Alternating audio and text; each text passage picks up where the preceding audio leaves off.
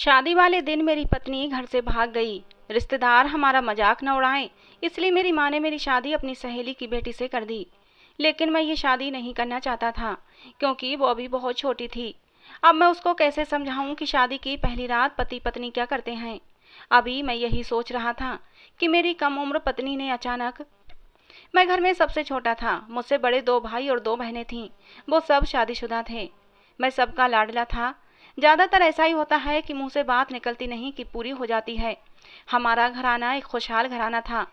एक दूसरे का ख्याल रखना, सम्मान देना, एक दूसरे के काम आना हमारे घर की परंपरा थी। मेरी माँ जरा पुराने ख्याल की मालिक थीं। अपने खानदान और आस पड़ोस की बातों को बहुत ज्यादा अहमियत दिया करती थीं। मेरी माँ का शुमार उन लोगों में होता था जो हमेशा हर काम में इसी बात को रखते हैं कि लोग क्या कहेंगे। उनके इस जुमले से हम बहुत परेशान हो गए थे। न सिर्फ परेशान बल्कि तंग भी थे। मेरी माँ को इतनी परवाह हमारी नहीं होती थी जितनी लोगों की होती थी, कि अगर ऐसा कर दिया तो लोग क्या कहेंगे, हमारी इज्जत खाक में मिल जाएगी। बस हर जगह मेरी माँ को अपनी इज्जत और लोग क्या कहेंगे, बस यही दिखाई देता था। कभी कभी तो पापा भी चिढ़ जाते थे। पापा कहते, अरे वही रहने दो, लोगों को जो कहना है कहने दो, आखिर इस बात की चिंता क्यों करती हो। लोग भले कुछ सोचते भी ना हो, मगर मेरी माँ का वही एक प्रकार का रटा रटाया सेंटेंस जो सबको चिढ़ाने के लिए काफी होता था। कभी कभी हालात ऐसे बदलते हैं कि खुशियों का पता ही नहीं चलता कि आखिर खुशियाँ क्या होती हैं। सही कहा है किसी ने, जिंदगी सबसे बड़ा इम्तिहान उसी का लेती है जो सबसे लाडला होता है। मैं जिस कॉलोनी में रहता था, बानी भी उसी कॉलोनी में रहती थी।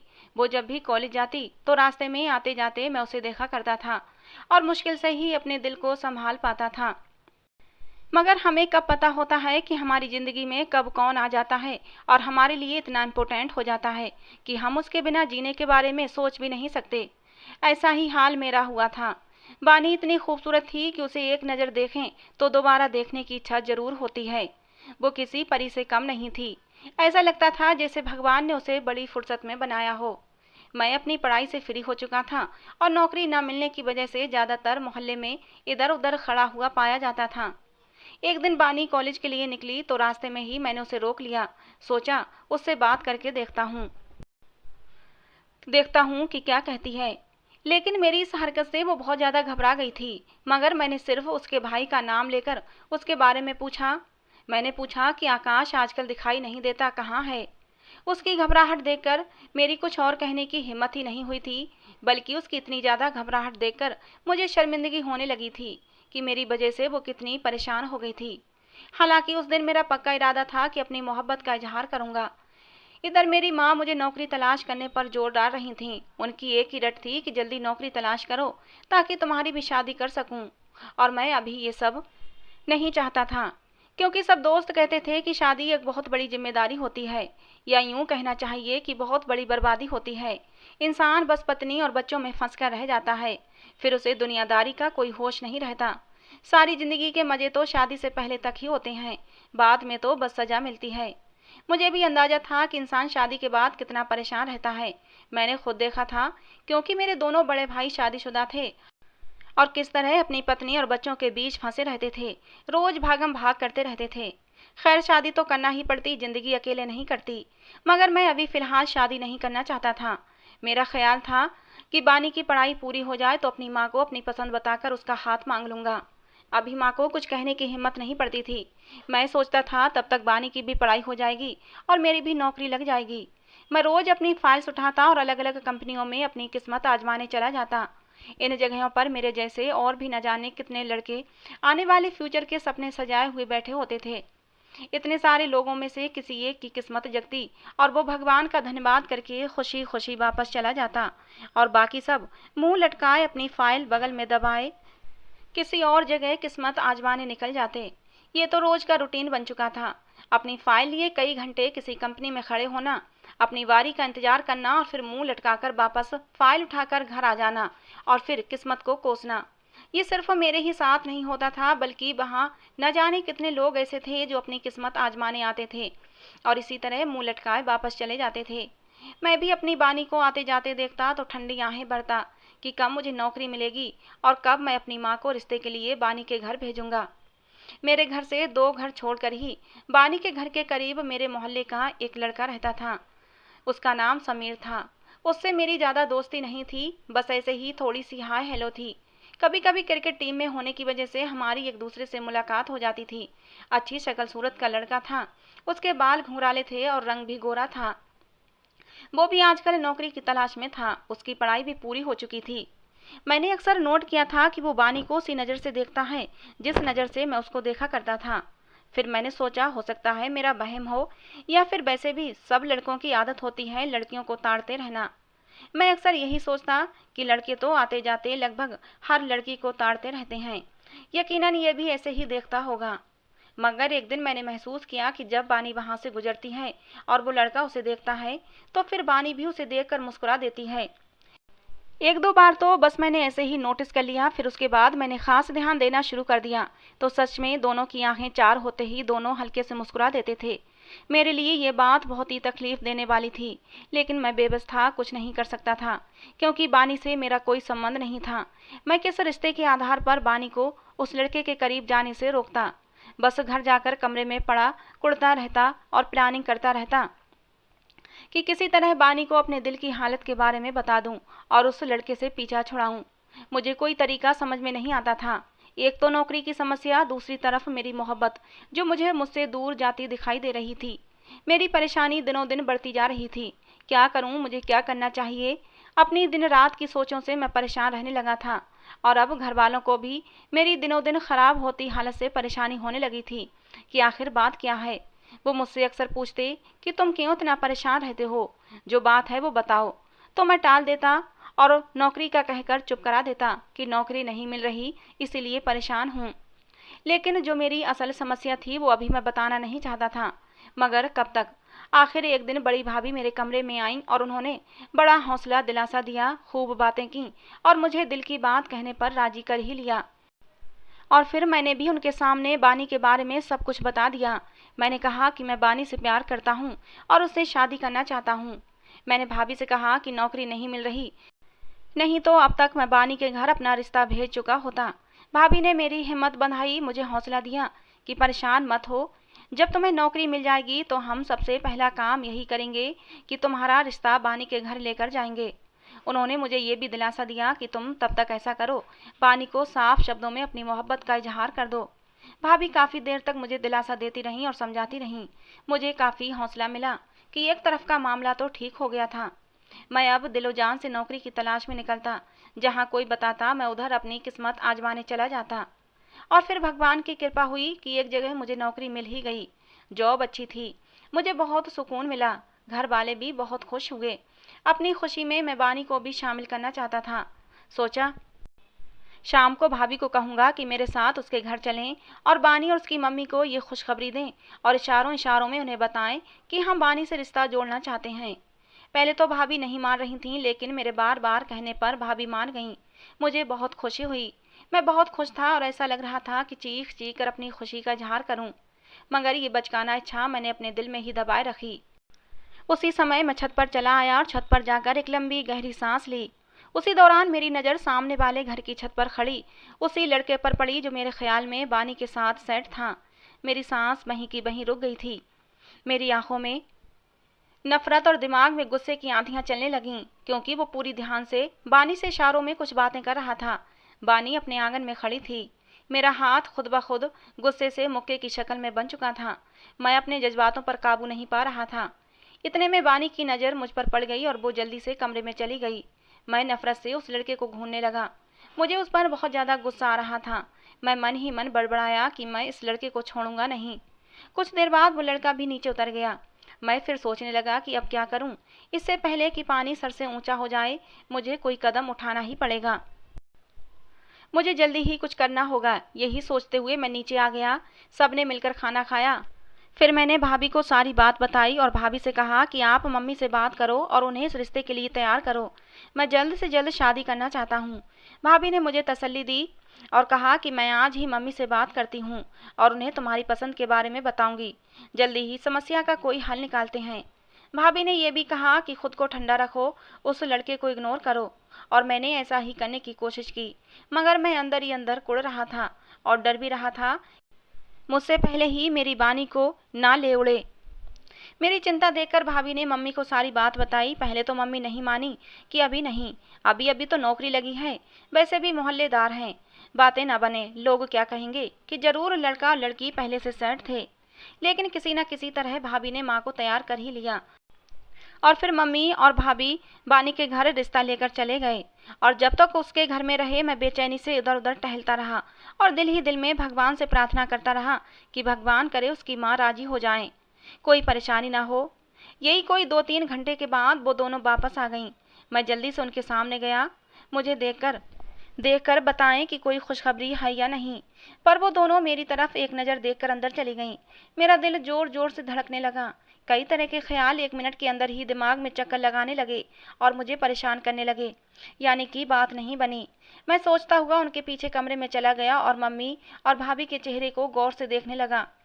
वो दोनों पहले मुंह नीचे किए बैठी रहीं, फिर मेरी तरफ देखा और फिर अचानक ही उनकी हंसी निकल गई। मैं हैरान व परेशान उनको 2 मिनट तक देखता रहा। फिर उन्होंने मेरी हालत पर तरस खाकर मुझे बताया कि वो इस रिश्ते के लिए राजी हैं। बानी की मम्मी को इस रिश्ते से कोई ऐतराज नहीं है।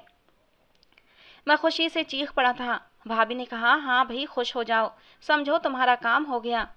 इतने में बाकी घर वाले भी आ गए। सबने मुझे बधाई दी और मुझे खूब तंग किया। मेरी खुशी की तो कोई हद ही नहीं थी और मैं खुश कैसे न होता। मेरी पसंद, मेरी मोहब्बत मुझे मिलने वाली थी। पर दिल में एक ख्याल ये भी था कि कहीं बानी को तो कोई ऐतराज नहीं होगा। मैंने चुपके से भाभी से पूछा कि उसकी मम्मी ने अपनी बेटी से पूछा या नहीं, क्या वो शादी के लिए तैयार है। भाभी ने बताया कि जाहिर सी बात है कि बानी की माँ ने बिना बानी की मर्जी के ये रिश्ता तय नहीं किया होगा।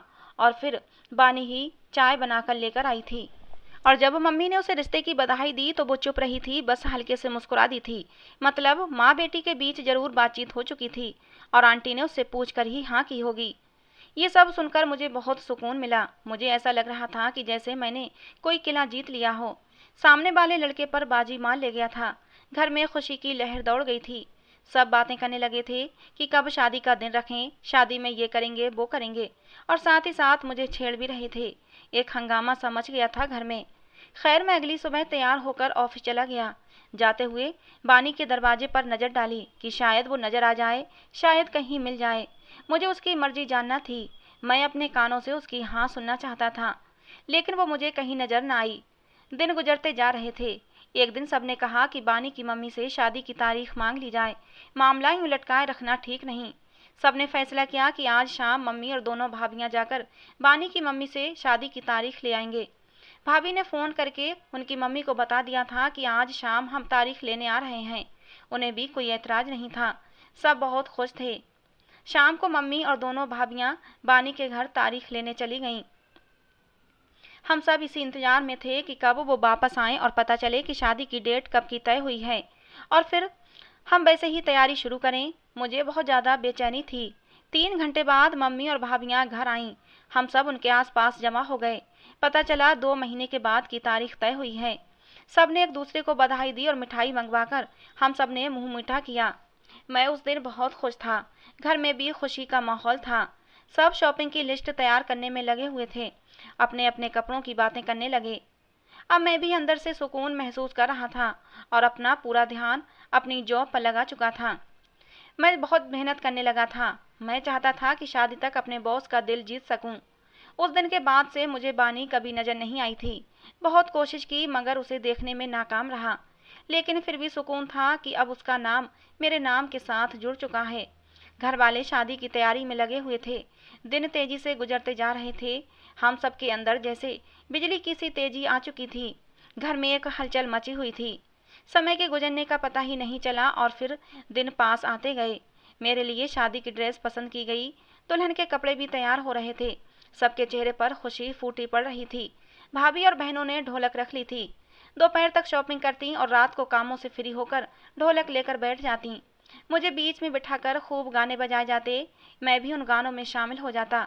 भाभियां छेड़छाड़ भी करती, शरारतें भी करती। हंसी मजाक चलता रहता। सब खुशियों में मगन थे। मेहंदी वाले दिन मेरे हाथों पर मेहंदी लगाई गई। गाने और मेहंदी खूब रौनक लगी हुई थी। कोई भी सोने के लिए तैयार नहीं था। सब अपनी अपनी मस्तियों में मस्त थे। सुबह मुझे दूल्हा बनना था, वो भी अपनी पसंद की लड़की का। ये सोचकर ही मेरे दिल में गुदगुदी सी हो रही थी। सारी तैयारियां पूरी थीं। आधी रात के बाद पता नहीं कौन सा समय था जब सब मम्मी की डांट खाने के बाद सोने के लिए लेटे थे, ताकि सुबह के फंक्शन की तैयारी के लिए फिर से ताज़ा दम हो सकें। सब लोग सुबह जल्दी ही उठ गए और बारात की तैयारी करने लगे। टेंट भी लग चुका था। मैं तो ऐसे ही टहलता हुआ बाहर निकल आया और बानी के घर की तरफ झांका, लेकिन वहां तो बहुत ही खामोशी थी। पता नहीं क्यों, 3-4 दिन पहले तो वहां भी खूब रौनक थी, लेकिन आज इतनी खामोशी क्यों थी। मैंने घर आकर भाभी से कहा कि जाकर पता करें, सब तैयारियां हैं। लेकिन भाभी ने मुझे चुप करा दिया कि कुछ देर में तुम्हारी शादी होने वाली है, ज़्यादा उतावले मत बनो। लेकिन मैंने भी जिद करके भाभी को बानी के घर भेज दिया। मेरी जिद को देखते हुए भाभी चली गई थीं। थोड़ी देर बाद आई तो मैंने देखा कि भाभी के चेहरे पर कुछ परेशानी थी। जिस खुशी से वो गई थीं, वापस आकर उनकी खुशी गायब हो चुकी थी। उनके चेहरे पर चिंता के भाव उभर आए थे। मम्मी उनके कंधे पकड़कर पूछ रही थीं, क्या हुआ, तुम्हारा चेहरा क्यों उतरा हुआ है। मैं भी भाभी के पास पहुंच गया था। मैंने कहा, भाभी सब ठीक तो है ना। भाभी खामोशी से मेरी तरफ देख रही थीं। मम्मी ने फिर झंझोड़कर उनकी खामोशी का कारण पूछा तो वो धीरे से बोली, मम्मी जी, जब मैं लड़की वालों के घर गई तो बानी की मम्मी रो रही थीं। घर में सब बहुत परेशान थे। मैंने हैरत से उनकी तरफ देखा। पहले तो मैं समझी बेटी की जुदाई ने ऐसा किया है। जब मैंने दिलासा दिया तो उन्होंने मेरे आगे हाथ जोड़ दिए। मैं बहुत हैरान हुई कि आंटी, ये आप क्या कर रही हैं? भगवान के लिए कुछ बताएं, आखिर बात क्या है। तब वो कांपती हुई आवाज में बोली कि बानी शादी से खुश नहीं थी। हालांकि मैंने पूछा था तो उस समय वो खामोश रही थी। सिर्फ इतना कहा था कि अभी मैं शादी नहीं करना चाहती। मगर उसके पापा ने समझाया, अभी नहीं तो जब भी करनी है तो करनी तो है, और फिर रिश्ता अच्छा है, देखे भाले लोग हैं, तो फिर शादी करने में क्या दिक्कत है। तो फिर वो खामोश हो गई थी। हम समझे कि वो शादी के लिए धीरे धीरे खुद को तैयार कर लेगी, लेकिन पता नहीं रात जाने वो कब घर से चली गई, हमारे मुंह पर कालिक लगाकर। आप लोग हमें माफ कर दें, ये कहकर वो बेहोश हो गईं। उनकी बहन ने पानी के छींटे मारे, तब कहीं जाकर उन्हें होश आया। उनकी हालत बहुत खराब है। भाभी के मुंह से इतना सुनना था कि मेरी मम्मी सोफे पर गिर पड़ी और मेरे पाँव के नीचे से भी जमीन निकल चुकी थी। भाभी की बताई कहानी सुनकर और ऊपर से मम्मी की खराब हालत देखकर मैं परेशान हो गया था। हे मेरे भगवान, ये सब क्या था? ऐसा मेरे ही साथ क्यों हुआ? मेरा दिल अंदर ही अंदर रो रहा था। सबने मम्मी को उठाकर बेड पर लिटाया, पानी पिलाया। जिस घर में थोड़ी देर पहले खुशियां नाच रही थीं, वहां अब गम के साए मंडराने लगे थे। बेचैनी और बेकरारी सबके चेहरे पर दिखने लगी थी। मैं अपने कमरे में आकर सर पकड़कर बैठ गया। मेरा दिल चाह रहा था कि चीख मार मार कर अपने दिल का सारा गुबार निकाल दूं। आखिर उसने मेरे साथ ऐसा क्यों किया? पहले ही मना कर देती, यूं सबके सामने रुस्वा तो न करती। अब क्या होगा? सारे मेहमान आ चुके थे। पंडित जी भी तैयार बैठे थे। बारात जाने के लिए तैयार थी। यार दोस्त हौसला दे रहे थे, लेकिन दिल को किसी भी तरह दिलासा नहीं मिल रहा था। कुछ देर बाद मम्मी मेरे कमरे में आई तो मैं खड़ा हो गया। वो सदियों की बीमार लग रही थीं। मैंने बड़ी मुश्किल से अपने आंसू रोके हुए थे। मम्मी ने मुझे सीने से लगाया। मैं छोटे बच्चों की तरह मम्मी के सीने से लगा और फिर आंसू खुद ब खुद मेरी आंखों से बहने लगे थे। हालांकि मेरे होंठ खामोश थे, लेकिन मेरा दिल अंदर ही अंदर चीख रहा था। मम्मी ने वहीं बेड पर मुझे अपने पास बिठाया और कहा कि जो भगवान की मर्जी होती है वही होता है। उसकी मर्जी के बगैर तो पत्ता भी नहीं हिलता। शायद वानी तुम्हारी किस्मत में नहीं थी। मम्मी ने मुझे बहुत हौसला दिया, लेकिन इस समस्या का जो हल बताया उसे सुनकर मेरा सर घूम गया था। मेरी आंखों के सामने अंधेरा छाने लगा। मेरी मम्मी ने कहा, देखो बेटा, सब मेहमान आ चुके हैं। अगर अब शादी नहीं हुई तो हमारा तमाशा बन जाएगा। हमारी इज्जत सरेआम उछल जाएगी। और अपने घर की इज्जत बचाने का एक ही तरीका है कि तुम मेरी सहेली की बेटी रिया से शादी कर लो। सबके मुंह बंद करने का एक यही रास्ता है, इसके अलावा कुछ नहीं हो सकता। या तो लोगों के सामने अपनी माँ का तमाशा बनवा लो, या खामोशी से मेरी बताई हुई लड़की से शादी कर लो। मेरे मुंह से अचानक निकला, लेकिन मम्मी वो तो बहुत छोटी है, और फिर मैं अभी शादी नहीं करना चाहता। मुझे थोड़ा टाइम दे दें। मैंने मम्मी से विनती भरे शब्दों में कहा। मम्मी ने कहा, टाइम? किस बात का टाइम? तुम्हारी पसंद पर हम सब ने खामोशी से सर झुका दिया था। तुम्हारे कहने पर उसके घर रिश्ता लेकर गए। तुम्हारी पसंद पर कोई ऐतराज नहीं किया। अब अगर भगवान को मंजूर नहीं था तो फिर भलाई इसी में है कि तुम भी खामोशी से भगवान की इस मर्जी पर अपना सर झुका दो और मेरी बात मान लो। उस लड़की से शादी कर लो। हमने भी तो तुम्हारी बात मानी थी ना। जिस लड़की के बारे में तुमने कहा, हम उसके घर तुम्हारा रिश्ता लेकर गए, लेकिन उसने अपने माँ बाप की इज्जत का भी ख्याल नहीं किया, तो अब उसके बारे में सोचना बेवकूफ़ी है। जो अपने सगे माँ बाप की ना हो सकी, वो किसी और की क्या होगी। बस अब मुझे और ज्यादा कुछ नहीं कहना। मुझे परेशान मत करो, मैंने तुम्हारे भाइयों को बोल दिया है, वो होटल में इंतजाम करने चले गए हैं। अब अगर तुमने मना किया तो मेरा मरा मुंह देखोगे। मम्मी ये कहकर रोने लगी। नहीं नहीं मम्मी, ऐसी बातें मत करो। भगवान आपको मेरी भी उम्र लगा दे। मुझे आपकी जिंदगी बहुत प्यारी है, उससे ज्यादा कोई भी चीज प्यारी नहीं। आप पर मेरी हर खुशी कुर्बान है। मैंने तड़प कर अपनी माँ के कदमों में बैठते हुए कहा, आप जैसा कहेंगी वैसा ही होगा। मैंने अपना सर अपनी माँ की गोद में रख दिया। मम्मी ने अपना हाथ मेरे सर पर रखा और मुझे आशीर्वाद दिया और बोली, एक धोखेबाज लड़की के पीछे खुद को बर्बाद मत करो। जिंदगी में बहुत सारे उतार चढ़ाव आते रहते हैं, किसी एक के पीछे जिंदगी रुक नहीं जाती। अगर उसने तुम्हारी इज्जत की परवाह नहीं की तो तुम भी जिंदगी में आगे बढ़ो, सब कुछ भूल कर। जी मम्मी, मैंने अपने आंसू अंदर ही अंदर पीते हुए कहा। खैर, घर के खास लोगों को प्रोग्राम के बारे में बता दिया गया था। लोगों को कहा गया कि अब होटल में बारात जाएगी। कुछ बातों को इधर उधर करके भाभी और मेरी बहनों ने बात संभाल ली थी। बुझे हुए चेहरों के साथ और भारी कदमों के साथ मैं गाड़ी तक पहुंचा था। सजी हुई गाड़ी अब मुझे वीरान लग रही थी। खैर, मेरी शादी हो गई। कैसे हुई मुझे कुछ भी नहीं पता।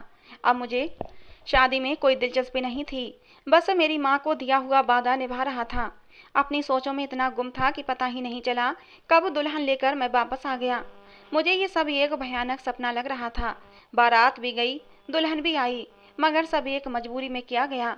बुझे दिल के साथ सब घर वालों का जो जोश था वो खत्म हो गया था।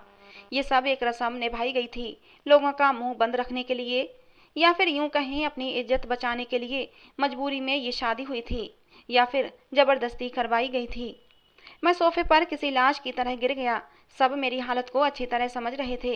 जिस इंसान की होने वाली पत्नी घर से भाग जाए, उसके मुंह पर जो जूता पड़ता है और जो बेइज्जती होती है, वो शायद ही कोई समझ सकता हो। जिंदगी बेमानी और बेमकसद हो जाती है। ऐसा लगता है कि हर देखने वाली नजर उस आदमी पर हंस रही हो। मैं सर पकड़े अपने ख्यालों में बैठा था। उसी पल मुझे अपने कंधे पर किसी के हाथ का स्पर्श महसूस हुआ। मैंने मुड़कर देखा तो मेरी माँ का हाथ था। मम्मी ने कहा कि बेटा कुछ खा लो। वहाँ भी कुछ नहीं खाया। मम्मी को मेरी हालत का अंदाजा था। उन्हें पता था कि मैं भूखा हूँ। माँ भी भगवान का दिया हुआ क्या तोहफा होती है, कुछ कहे बिना सब कुछ समझ जाती है। मम्मी ने फिर कहा, उठो, खाना लगा दिया है, कुछ खा लो। मम्मी ने प्यार से मेरे सर पर हाथ फेरते हुए कहा, मम्मी मुझे भूख नहीं है। मैंने उनके हाथ थामते हुए कहा, लेकिन मम्मी की जबरदस्ती की खातिर मैंने थोड़ा सा खा लिया। भाभी ने कहा, जाओ अब अपने कमरे में जाओ। मैंने दया भरी नजरों से उनकी तरफ देखा कि प्लीज अब तो मेरे साथ कोई जबरदस्ती मत करो। मेरी आंखों में बेबसी के आंसू चमकने लगे थे। भाभी ने मुझे समझाया कि बुरी बात है, अब वो तुम्हारी पत्नी है, उसकी जिम्मेदारी उठाना अब तुम्हारा फर्ज है। तुम्हारे लिए भले ही आज की रात सबसे बुरी रात हो, लेकिन उसके लिए तो ये सपनों भरी रात है। आज की रात के लिए उसने भी न जाने कितने सपने सजाए होंगे। मैं मरे हुए कदमों से अपने कमरे की तरफ चल पड़ा। वो कमरा जिसमें रहते हुए एक लंबा समय गुजर गया था। अपने कमरे से मुझे बहुत प्यार था। अपने कमरे के अलावा मुझे कहीं भी नींद नहीं आती थी। आज वही कमरा मुझे ऐसा लग रहा था जैसे वो कमरा कोई अंधेरी गुफा हो। वो कमरा मुझे अजनबी लग रहा था। उस कमरे में मेरा जाने को बिल्कुल भी दिल नहीं कर रहा था, लेकिन क्या करता, मजबूरन जाना पड़ा। मैंने कमरे का दरवाजा खोला। नजर उठाकर देखने की भी हिम्मत नहीं थी। थके थके कदमों के साथ जाकर कुर्सी पर बैठ गया। मुझसे नजरें नहीं उठाई जा रही थीं। दिल पर एक बोझ था। सामने बेड पर जो दुल्हन बैठी हुई थी, मुझे उसे अपनी पत्नी स्वीकार करने के लिए मेरा दिल बिल्कुल भी नहीं कर रहा था। भला मैं उसे कैसे पत्नी स्वीकार कर लेता। कल तक मेरे दिल में कोई और थी, किसी और को लेकर मैंने सपने सजा रखे थे। आज अचानक सब कुछ बदल चुका था। और फिर मेरे सामने बैठी लड़की मुझसे उम्र में बहुत ही छोटी थी। मैं उसे अपनी पत्नी का स्थान कैसे दे सकता था। मैंने जूते उतारे, साइड पर रखकर अपनी शेरवानी उतारने लगा और फिर बस ऐसे ही एक निगाह अपनी दुल्हन की तरफ गई थी। लेकिन ये देखकर हैरान रह गया कि वो बेड से टेक लगाए मजे से सो रही थी। सोते हुए वो बहुत ही मासूम सी बच्ची लग रही थी। मैं सोचने लगा, ये जुल्म नहीं उसके साथ तो फिर क्या है। मेरे घर वालों को ऐसा नहीं करना चाहिए था। क्या ये मेरी पत्नी बनकर रह सकती है? क्या मैं इसे पत्नी का स्थान दे सकूंगा? क्या ये पत्नी होने का मतलब भी समझती है? पत्नी होने के क्या हक होते हैं, क्या ये पूरे कर पाएगी? भगवान, मेरे घर वालों ने ये क्या कर दिया। मैं उस लड़की को देखते देखते सोच रहा था। मैं धीरे से अपने बेड पर आया और एक तरफ को लेट गया ताकि उसकी नींद खराब ना हो। पता ही नहीं चला कि कब नींद आई और मैं सो गया, और जब आंख खुली तो ऐसा लगा कि जैसे अभी अभी आंख लगी थी और सूरज कितनी जल्दी निकल आया हो। करवट बदली तो चौंक कर देखा और एकदम सीधा होकर बैठ गया, क्योंकि मेरी जबरदस्ती की पत्नी मेरे करीब बैठी मुझे देखकर मुस्कुरा रही थी। मुझे बिल्कुल भी उससे इस तरह की हरकत की उम्मीद नहीं थी। मैं तो उसे बहुत ही नासमझ जानकर टाल रहा था। मुझे अचानक इस तरह से चौंकता देखकर वो खिलखिलाकर हंस पड़ी थी कि आप तो डर गए। मैंने कहा, नहीं नहीं, डरना किस बात का। मैंने गला साफ करते हुए आराम से कहा। फिर वो कहने लगी, आप रात को बहुत देर से कमरे में आए थे। उसने मेरे हाथ अपने हाथों में लेते हुए कहा। मैं उसकी इस हरकत से एकदम चौंक गया। मेरे माथे पर पसीने की बूंदें चमकने लगी थीं। मैं जिसे छोटा और मासूम समझ रहा था, वो इतनी भी मासूम नहीं थी। मैंने कहा, हाँ, थोड़ी देर हो गई थी। मैंने उससे हाथ छुड़ा लिया। फिर मैं बोला कि तुम सो रही थीं। कहने लगी, हाँ, मुझे जल्दी नींद आ जाती है, आप मुझे उठा देते। उसने शरारती मुस्कुराहट के साथ कहा। मैं उसकी इस बात पर हैरान रह गया। कहने लगा कि नहीं, मैं भी थका हुआ था। मैं जल्दी से उठा और फ्रेश होने चला गया। मेरा इस कमरे में रुकने के लिए 1 मिनट के लिए भी दिल नहीं कर रहा था। मैं जल्दी से बाहर निकल जाना चाहता था। और फिर जैसे ही फ्रेश होकर तैयार होकर जल्दी से बाहर जाने लगा तो वो बोलने लगी कि आप कहाँ जा रहे हैं। मैंने कहा, कहीं नहीं, अभी आता हूँ। ये कहकर मैं टीवी रूम में सोफे पर आकर बैठ गया और छत को घूरते हुए सोचने लगा कि ये मेरे साथ क्या हो रहा है। फिर मेरा ध्यान बानी की तरफ चला गया। क्या बानी उस सामने वाले लड़के को पसंद करती थी? क्या वो दोनों साथ भाग गए हैं? मैंने देखा घर में सभी सो रहे थे और मम्मी अपनी चाय बनाकर कमरे में चली गई थीं। मैं आराम से उठकर बाहर निकल आया। बानी के घर की तरफ देखने की इच्छा अब मर चुकी थी। हाँ, उस लड़के का पता करवाना चाहता था। एक तरफ कुछ बच्चे खेल रहे थे। मैंने एक बच्चे को प्यार से बुलाया और कहा कि सामने वाले घर से पता करो और समीर भाई को बुलाकर लाओ। वो बच्चा मेरी बात सुनकर जाने लगा, लेकिन मैंने कुछ सोचकर उस बच्चे को रोक दिया और खुद ही समीर के घर की तरफ बढ़ गया। और फिर मैंने उसके घर का दरवाजा बजाया। 3-4 बार ऐसा करने के बाद एक आदमी बाहर आया। ना वो उसके पापा थे ना भाई, एक ही मोहल्ले में रहते थे, तो इतना तो पता होता है कि कौन हमारे मोहल्ले का है और कौन नहीं। मैंने मौका गनीमत जाना और पूछा कि मैं समीर के दफ्तर में काम करता हूँ। कुछ काम था, दफ्तर में मिला नहीं। मैंने देखा वो आदमी जो कोई भी था, यकीनन समीर का मामा चाचा जो भी था, उसके चेहरे पर परेशानी उभर आई थी। उसके चेहरे पर घबराहट थी। उसकी परेशानी मैंने भांप ली थी। वो आदमी कहने लगा कि समीर दरअसल किसी काम से शहर से बाहर गया है, कोई जरूरी काम था। मैंने पूछा तो उसने कुछ हकलाती हुई आवाज में कहा, हाँ, कुछ जरूरी काम था। मैंने पूछा, कब तक आएगा? मैं सर को बता दूंगा, वो पूछेंगे कि कब आएगा। वो आदमी कहने लगा कि अभी तो कुछ नहीं पता कि कब तक आएगा। फिर ये कहकर उन्होंने दरवाजा बंद कर लिया, लेकिन मैं वहां से हटा नहीं। मैं दरवाजे के पास ही खड़ा हुआ था। मुझे अंदर से कुछ आवाजें आने लगीं। अंदर से आवाजें आ रही थीं। कोई कह रहा था कि अब उसके दफ्तर से भी पूछने के लिए लोग आने लगे। कल मोहल्ले वालों को पता लगेगा हमारे बेटे का कारनामा ऐसा है कि हम किसी को मुंह दिखाने के काबिल नहीं रहे। कम से कम वक्त से पहले बता देता तो इज्जत से उसका रिश्ता मांग लेते। उस लड़की के घर वालों के मुंह पर भी कालिख लगा दी और हमें भी किसी को मुंह दिखाने के काबिल नहीं छोड़ा। मैं खड़ा ये सब बातें सुन रहा था। मेरा शक अब यकीन में बदल चुका था, यानी वो दोनों एक साथ घर से भाग चुके थे। मुझे उसी दिन समझ जाना चाहिए था और उनके मामले में टांग नहीं अड़ानी चाहिए थी। इस रुसवाई से तो यही अच्छा था कि मैं अपनी एक तरफा मोहब्बत का गला घोंट देता तो 2 घर टूटने से बच जाते। मेरा घर तो ना चाहते बस गया था, मगर दिल तो टूट चुका था। मैं कुछ देर तक वहां खड़ा रहा, फिर अपने शरीर का बोझ उठाए वापस घर आ गया। मम्मी ने मुझे बाहर से आते देखा तो हैरान हुई।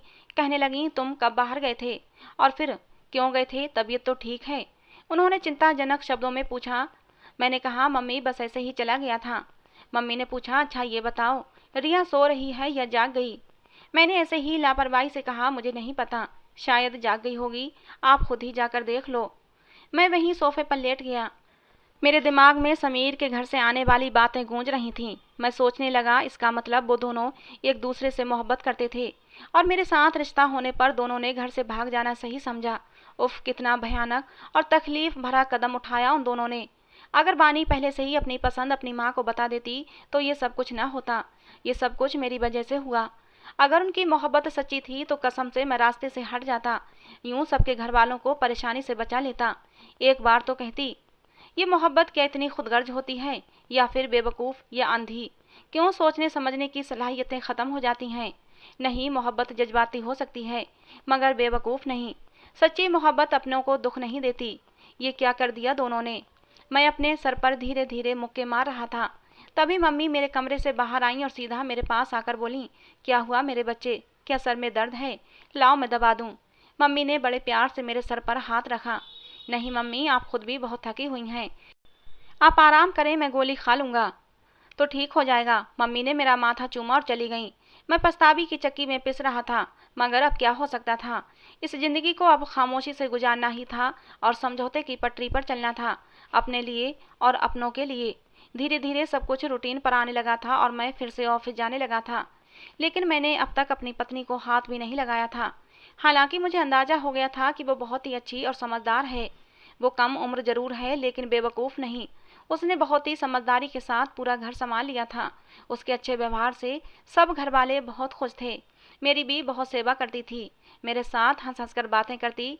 जब वो हंसती तो उसके गाल पर एक डिम्पल पड़ जाया करता था, जो उसकी खूबसूरती को चार चांद लगा देता था। उसके मासूम से चेहरे पर ये डिम्पल बहुत ही प्यारा लगता था। मैं न चाहते हुए भी उसकी तरफ देखता रह जाता था। धीरे धीरे मेरे दिल से बानी का गम निकलता जा रहा था और मेरे दिल में रिया की मोहब्बत बढ़ने लगी थी। सच कहते हैं, तूफान जितनी तेजी से आता है उतनी ही तेजी से गुजर भी जाता है, लेकिन बहती हुई नदी धीरे धीरे बहती रहती है और हमेशा बहती है। बानी के लिए मेरा प्यार एक तूफान था जो एकदम खत्म हो गया था, लेकिन रिया के लिए मेरी मोहब्बत शांत बहती हुई नदी की तरह थी, जो मेरे दिल में धीरे धीरे बढ़ती जा रही थी। रिया बहुत ही शरारती थी। जब भी मैं ऑफिस से थका मांदा घर आता तो उसकी शरारतें मेरा मूड खुशगवार बना देती थीं। धीरे धीरे हमारी शादी को 6 महीने गुजर चुके थे, लेकिन अभी तक मैंने रिया को हाथ नहीं लगाया था। लेकिन उस रात जब मैं अपने लैपटॉप पर अपने ऑफिस का कुछ काम कर रहा था, रिया मेरे बराबर बेड पर लेटी हुई थी, लेकिन मैं उसकी नज़रों की तपिश महसूस कर रहा था। वो बार बार मुझे ही देखे जा रही थी। मुझे उसकी नज़रों से उलझन हो रही थी। तभी उसने कुछ ऐसी बात कह दी कि मेरा मुंह खुला का खुला रह गया। रिया बोली, सुनिए, क्या आप वो हैं? मैं उसकी बात का मतलब ही नहीं समझा था, या फिर समझकर भी नासमझ बन गया था। मैंने कहा, तुम कहना क्या चाहती हो? मैं समझा नहीं। उसने फिर कहा, मुझे लगता है तुम वो हो।